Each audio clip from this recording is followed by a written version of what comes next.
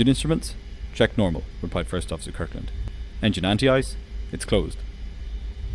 In the minds of the crew, it would probably be another 5 to 10 minutes before it was their turn for takeoff. Plenty of time to finish this checklist and the before takeoff checklist. But after half an hour of waiting, things were now about to happen very quickly for Flight 1141. At that moment, the tower controller saw an opportunity to bring the flight to the front of the queue. He told them to line up on the runway. This caught the flight crew off guard.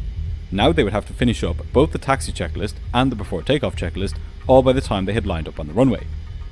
This would have been a good time for the captain to tell the controller that they needed a few more minutes, as strange as that would sound, given that they'd been taxiing for nearly half an hour at this point.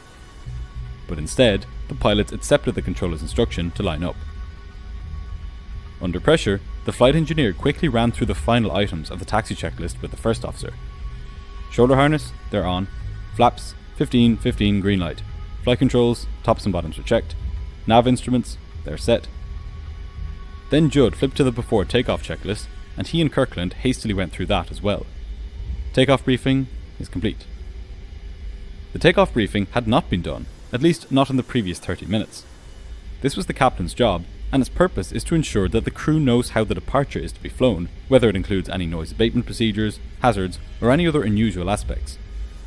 Regardless, the pilots had taken off from Dallas so many times that on this occasion they could let it slide.